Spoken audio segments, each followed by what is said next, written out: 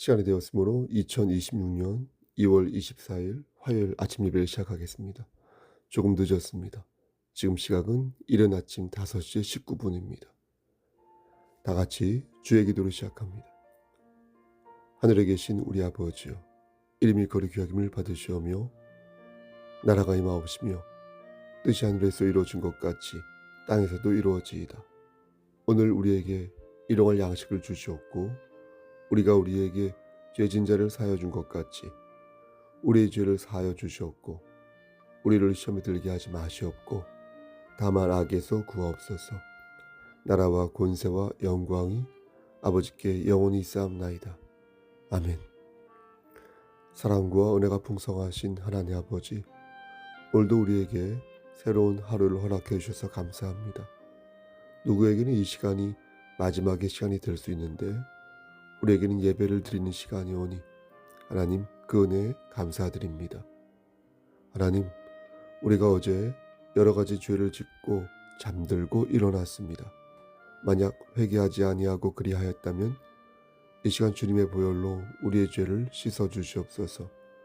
형제와 자매를 사랑하지 아니하고 마음속에 교만한 마음과 시기와 망상과 여러 가지 정욕을 품었다면 하나님 용서해 주시기를 소원합니다.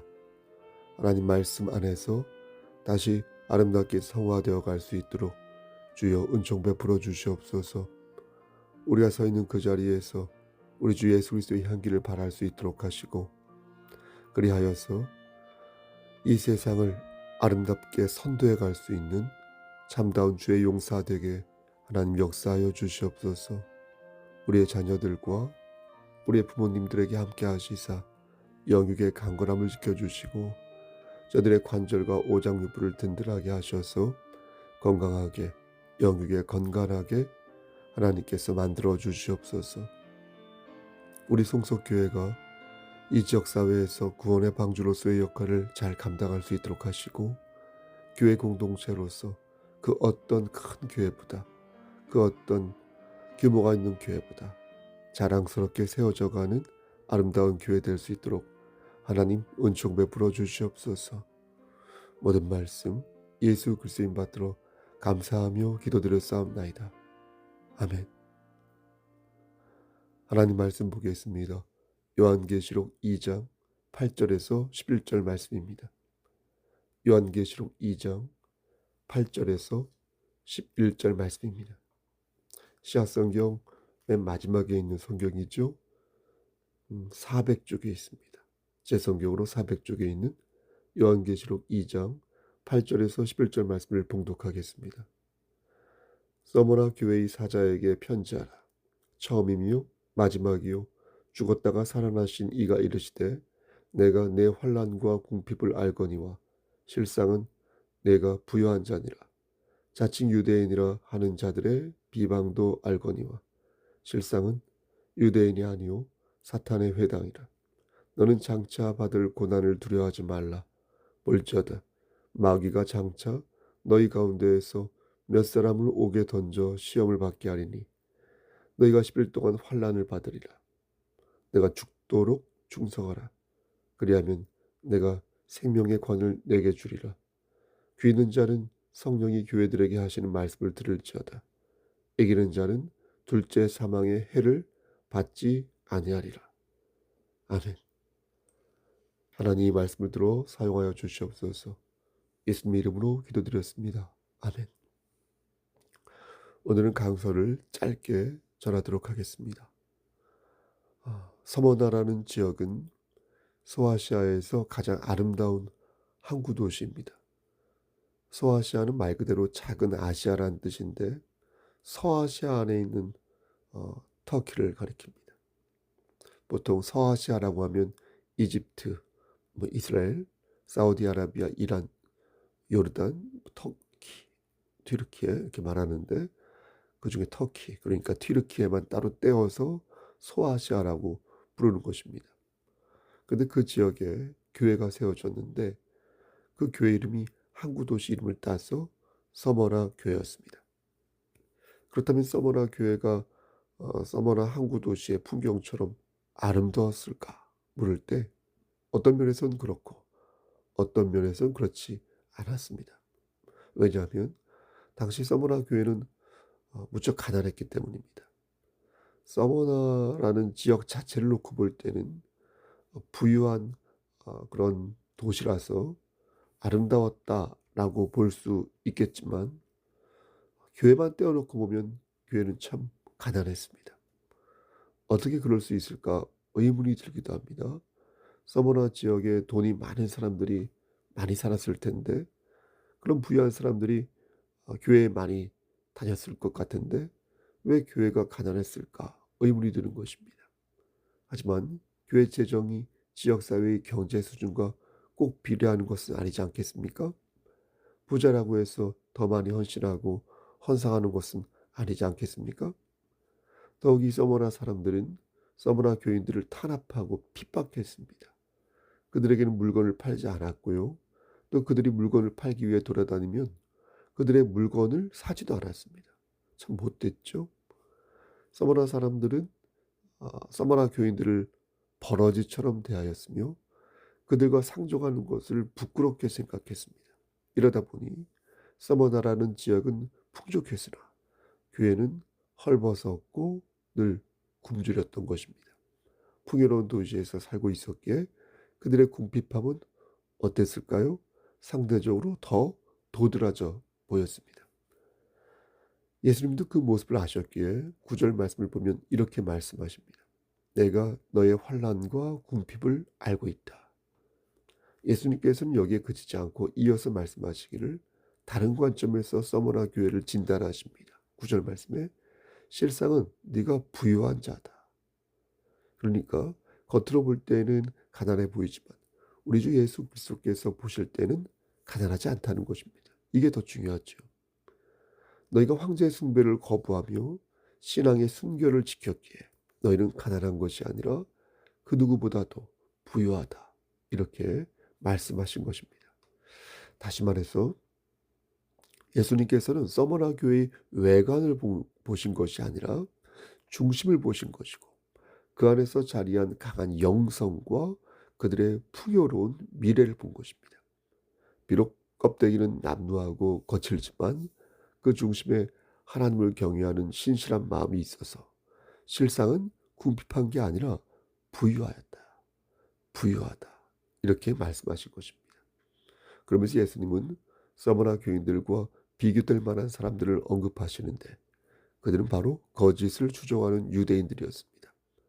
예수님께서는 그들을 가리켜 사탄의 회당이다. 이렇게 말씀하셨는데 그 이유가 뭐겠습니까?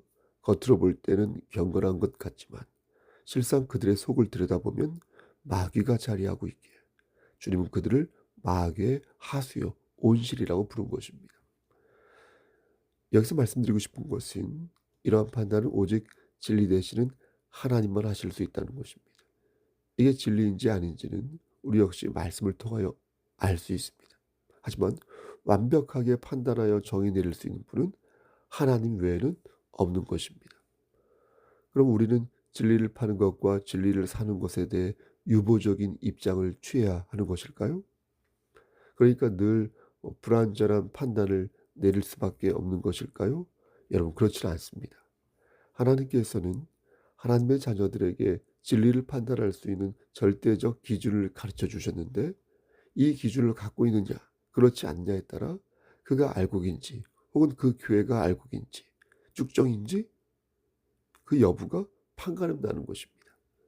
물론 이 기준을 가지고 있다고 해서 완벽하게 진리를 이해할 수 있다는 말은 아닙니다. 왜냐하면 우린 인간이니까요. 우리의 인식에는 한계가 있으니까요. 하지만 절대적 기준을 가지고 있는 사람은 최소한 어떻습니까? 뭐가 진짜고 뭐가 가짜인지를 판독할 수 있는 그 기준을 확보함으로써 그 기준으로 말미암아 이단과 정통을 구분할 방법을 갖게 되는 것입니다. 여러분 그렇다면 그 기준이 무엇이겠습니까? 하나님께서 하나님의 자녀들에게만 주신 그 절대적 기준이 무엇이겠습니까? 그것은 바로 우리 주 예수 그리스도입니다. 이것은 아무나 가질 수 있는 절대적 기준이 아닙니다. 이것은 아무나 소유할 수 있는 지식과 믿음이 아니요 오직 하나님의 자녀만이 가질 수 있는 지식이요 믿음입니다. 유대인들은 자신들만이 하나님의 백성이라고 주장했습니다. 혈통적으로 볼 때 자신들이 아브라함의 자손이기에 이방인이었던 서머나 교인들은 야, 이 축에 해당되지 않아 이렇게 생각했습니다. 하지만 그것은 그들의 착각이었습니다. 예수님께서는 그들의 면전에 대고 그들을 독사의 새끼다 이렇게 말씀하셨고, 세례 요한은 바리새인과 사두개인들을 향하여 하나님이 능히 이 돌들로도 아브라함의 자손을 만들 수 있다고까지 말하였습니다. 유대인들은 자신만이 하나님의 백성이라고 주장하였지만 실제 예수님과 예수님을 구주로 받던 이들은 그렇게 생각하지 않았던 것입니다. 겉으로 볼 때는 화려하고 교양이 있어 보일지 몰라도 실제 그들의 마음은 위선적이어서 하나님의 자녀가 아니었던 것입니다. 겉으로 볼 때는 율법을 지키고 겉으로 볼 때는 하나님의 말씀에 순종하는 것처럼 보였으나 정작 그들에게는 예수 그리스도라는 절대적 시금석이요 기준이 없었기에 하나님의 자녀가 될 수 없었던 것입니다. 그래서 예수님께서는 그들을 가리켜 너는 실상 유대인이 아니요 사탄의 자식이다 이렇게 말씀한 것입니다. 그들은 예수님을 영접하지 않았습니다. 그러면서 자신들 외에는 하나님의 자녀가 될 수 없다고 말했습니다. 하지만 하나님께서는 분명하게 말씀하셨습니다. 예수 그리스도를 배척하는 자는 결단코 하나님의 자녀가 될 수 없다. 우리 역시 이 말씀을 기억해야겠습니다. 예수 그리스도를 배척하는 자는 하나님의 자녀가 될 수 없다.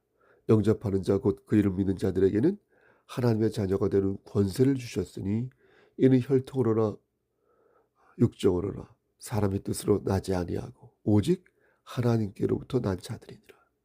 여러분 이 말씀을 꼭 기억해야겠습니다. 우리는 생각할 수 있습니다. 사탄의 회당을 우리 주변에서도 찾을 수 있습니다. 예수 그리스도를 배제하고 혈통의 도리와 율법을 내세우는 사람들을 향하여 너희가 정작 예수의 도리를 품지 않으니 참으로 안타깝다 이렇게 말할 수 있습니다.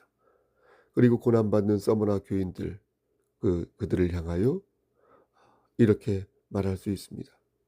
너는 장차 받은 고난을 두려워하지 말라. 볼지어다 마귀가 장차 너희 가운데에서 몇 사람을 옥에 던져 시험을 받게 할 것이다. 너희가 10일 동안 환난을 받을 것이다. 그때 네가 죽도록 충성하라. 그리하면 내가 생명의 관을 너에게 줄 것이다. 10절 말씀에 의거하여 이렇게 말할 수 있습니다.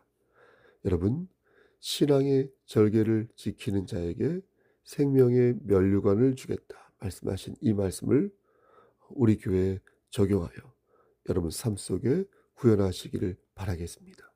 여러분 교회는 신앙의 절개가 있어야 합니다. 교회가 가지고 있는 절개는 나의 고집과 논리가 아니라 하나님께서 주신 말씀입니다.